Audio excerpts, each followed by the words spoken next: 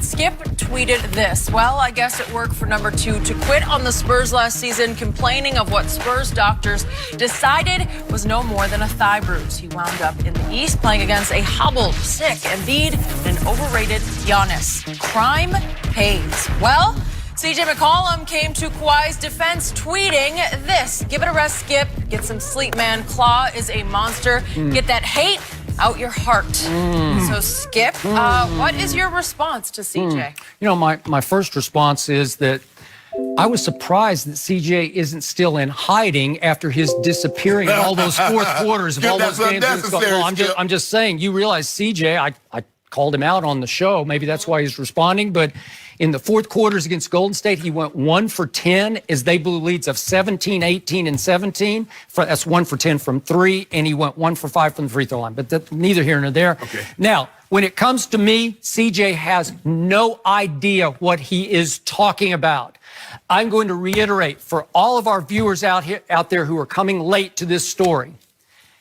Nobody loved this guy more than I did. And I was way ahead of the curve on this guy, way ahead. When it was not even remotely fashionable, I was the one singing his loudest praises on ESPN. This started in 2012. You can go check the tapes if you want to. I'm raving about the kid they stole in the draft. I called it. Go back to 2012. I was calling it the steal of the century. R.C. Buford pilfered this guy from Larry Bird and the Indiana Pacers. And the throw-in and the trade for George Hill, it was George Hill for these two guys.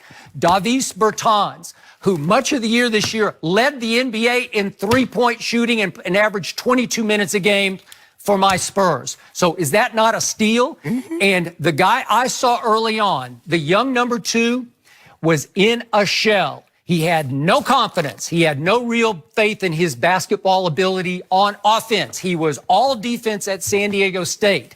And the Spurs brought him out of his shell. Okay. Duncan, Ginobili, and Parker taught this young man how to do it, how to be a pro, how to believe in yourself, how to play at the highest level in the biggest games. Because those are 3 pretty great teachers, right? Yeah. 3 cinch Hall of Famers.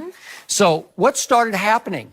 They have a shot doctor coach on the Spurs who is simply the best in the business. He will fix or teach anybody how to shoot. And he started with this kid just the way he did with Tony Parker, who didn't have much of a shot and developed a deadly mid-range game. Chip really England. Good push shot. Chip England. Well, he did, but it worked, man. He made a lot of big shots in a lot of big games. Chip England taught number 2 how to shoot. He didn't have much of a stroke. His hands are actually too big to be a good shooter. I marvel at what he's doing now, but it tears my heart out because the Spurs taught all of this. The stroke that you see from 3 right now, even though it's been pretty awful of late, but the stroke from the free throw line, they taught him this. They made him what he was. And then what happened right on schedule?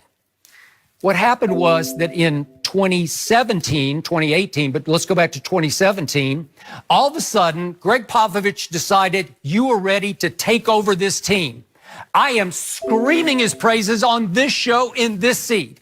I am calling him the best two-way player in basketball, and you are ridiculing me for having that opinion. You're scoffing. No. You're criticizing. No. You said he was the best player in basketball. I said best two-way. No, he's the best two-way. I mean, his hands down. But you said he's the past LeBron because he could do things LeBron could only dream of. Well, he locked up LeBron several times in big games. Don't do that. Okay, well, I'm just saying now you switch around. Now you're speaking out of both sides. No, I'm not. No. The point was, even our man Chris Broussard, 2017, is proclaiming he is going to win MVP. And I'm seconding the emotion. I'm pounding the desk over here saying, here he comes. And what happened right on schedule? Uncle Dennis happened, as in Dennis Robertson, the uncle in his family who took over all of his business and professional affairs. And right on schedule, I believe 2 things happened. Number 1, number 2 crumbled under the pressure to become the man. He doesn't have the right psyche for it. It's not in him. And all of a sudden, he's looking around like, really? I got to be Tim Duncan here? Obviously, Duncan had retired. If you don't mind me asking, what part did the injury play? in that at the end of 2017? Okay, well, we're about to get into that because number 2, Dennis Robertson clearly to me wanted him out of small market San Antonio. Dennis Robertson is based in New Jersey, and my gut feeling is, and this has been reported repeatedly over the last 2 years, that Uncle Dennis wants number 2 up in the New York area, either Knicks or Nets. We'll see how that plays out, but that would be his wish, his best wish. So what happened? The Spurs did not like Uncle Dennis interfering here, and Uncle Dennis convinced, I believe, number 2, that he had some serious issue in his thigh. It was a thigh bruise, according to the San Antonio team doctors. I'm going to put this in perspective one more time. This is the most player-friendly franchise in all of sports. Greg Popovich rests players to a fault. He will give you as much line as you need. If you need 100 yards of line, if you need 3 weeks off, take it. We just want you ready for the playoffs. But after he'd missed the first half of the year, when we got into late January, the Spurs medical staff, and I did speak to one doctor about this, said, we can't find anything. We can't find it. I heard that right in my ear from one of the doctors. We can't find anything. So what am I supposed to think? Is it psychosomatic, or is it just the pressure has gotten to him, or does Uncle Dennis want an excuse to get him out of there?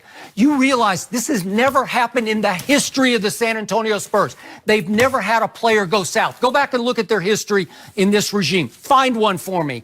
It's the classiest, most stable organization in all of sports. And he turned it upside down. And trust me, that team, I kept saying all year, this team had a chance to win the championship. It was the end of Ginobili and Parker, but they still had plenty left where if you had the best player, and he was certainly the best, and you had LaMarcus Aldridge, and we can go down the roster, you had enough firepower to overcome Golden State, because I think they were going to overcome them the year before until Zaza Pacheep shot happened. So what happens in late January? They publicly declare him cleared to play. You are cleared for all basketball activities. And what did he do? No, I'm hurt. And what did Uncle Dennis tell our man Chris Haynes on Yahoo?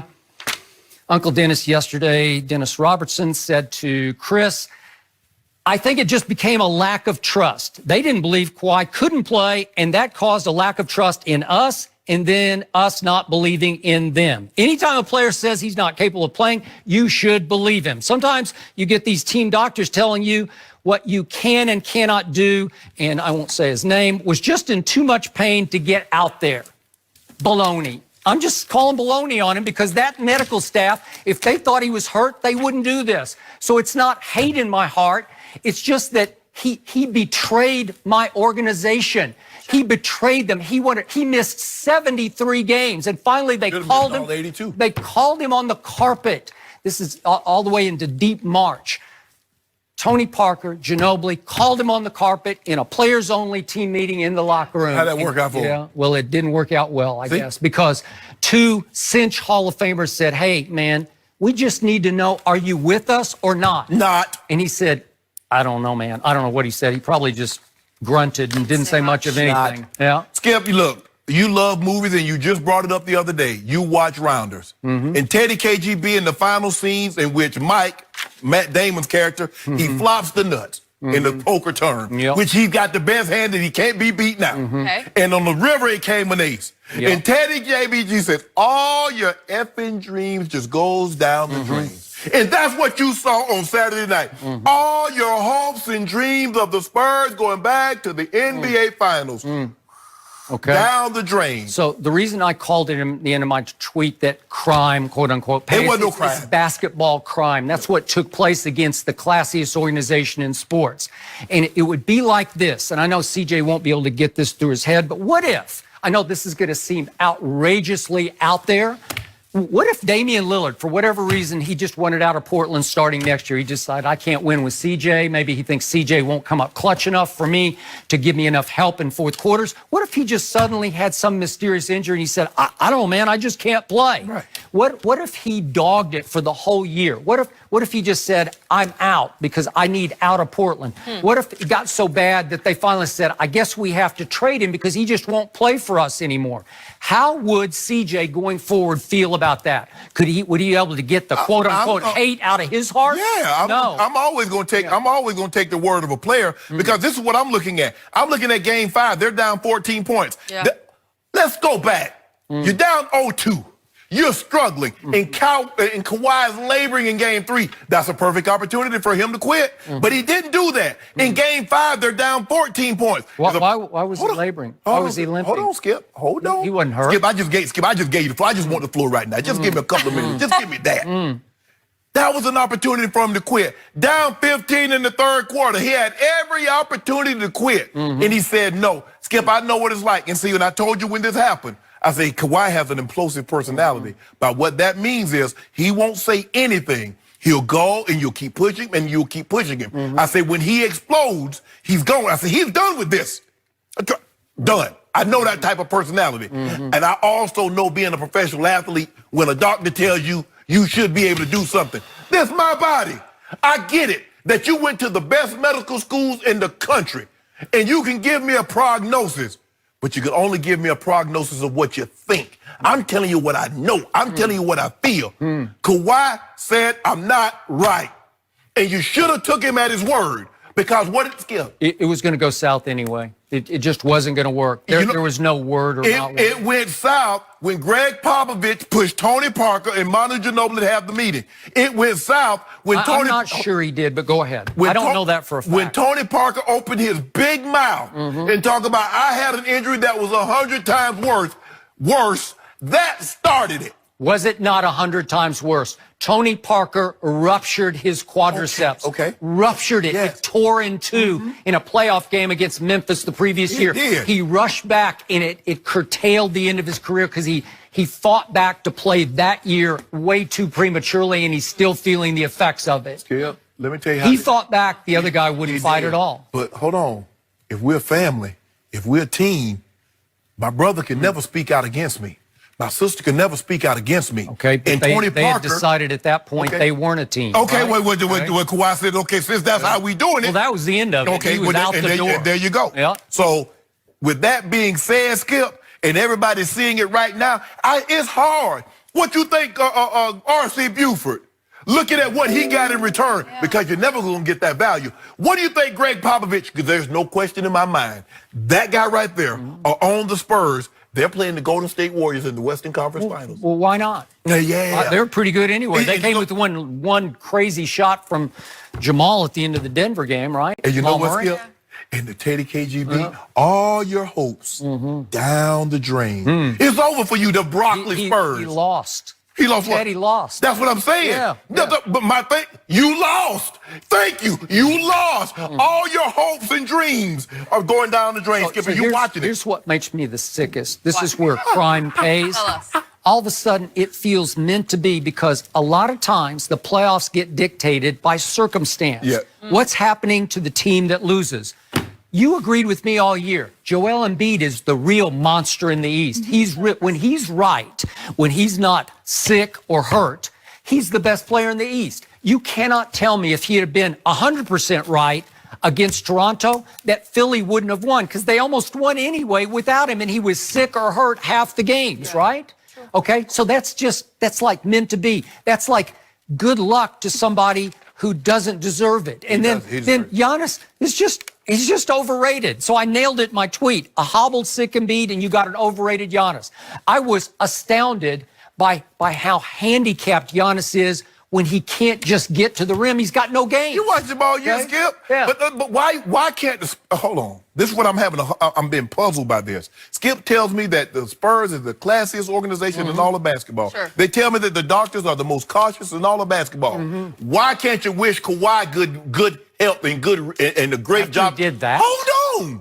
Why can't you do for him what the Grizzlies did for Mark Gasol? Oh. We riding with you, Mark. Oh, Mark Gasol says for Zach Randolph, for all the guys that were in Memphis with me, this is for us. Time out. They got rid of Gasol. He didn't ask out. They pushed him out. They said, we got to start over. We got to go young. You pushed Kawhi out. Because if you'd have kept your mouth shut, he'd have been happy. No, we did everything in our power. No, you didn't. Everything in our power to make him happy. You tried to force him to play. Who wouldn't? He was making $20 million. At some point, you just say, come on, man, what's up? Hold on. How much is LaMarcus Aldridge making? What's that money to them? LaMarcus Aldridge last year played 81 of 82 games. Okay. Can you imagine, Skip? Okay, so what? You eat $20 million for 1 year in order to get another 6 or 7 years. What's the investment? Okay, but he wanted out because Uncle Dennis wanted out. I don't believe he wanted out. I do. He wanted out once y'all started bumping them gums. Okay. Since Tony Parker opened his big mouth. Hold on. And at the end of the day, Tony Parker's trying to be the great company man. Skip Bayless, if you don't mind, because there are people at home that don't know this. Can you tell the people at home where Tony Parker's playing at currently? The company man that rolled for his company, the company let him go. Yeah, well, he got more money there, but he was just a shell of himself after he rushed back. He's still not right, and I don't think he's ever going to be right. Greg, he rushed back. He rushed back, and Greg... The other guy rushed out. He rushed back to be let go sooner. Because Greg Popovich told him, your role will be greatly diminished here. The company guy. That's why you keep your mouth shut, players, and stop rhying for these corporations. Yeah. Well, last comment to CJ. Please. Come on, CJ. No, CJ gonna stop. I won't try to get CJ. CJ gonna come on here. He says, come on, the Claw is a monster. Claw. I was screaming that from the rooftops in 2012 about the Claw being a monster. Yeah. So I'm way, way ahead of you. Before you even knew who the Claw was, I was screaming about it. Did you see that? I think it was game 5. They threw him, he was in the post, and they threw it to him. He caught it, parted it midair, stuck it out, brought it back. I saw it for 7 years. I thought it was magic. I thought it was magic. I was like, how did he do that? My final comment is, if you're a Spurs fan and you were rooting for this guy right now, then you're not a Spurs fan. Yes, you are. No? Yes, you are, Skip. All right. Sorry. Yes. There you have it. No. We got the response.